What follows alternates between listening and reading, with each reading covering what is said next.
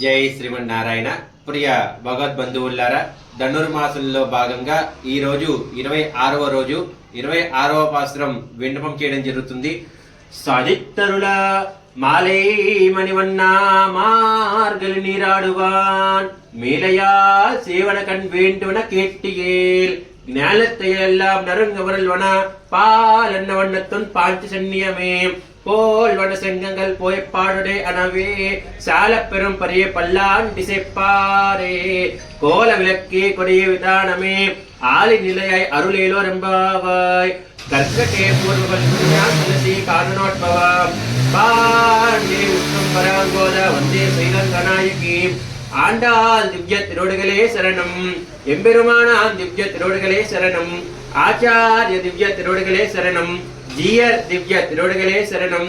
Jai Sriman Narayana. Jai Jai Sriman Narayana.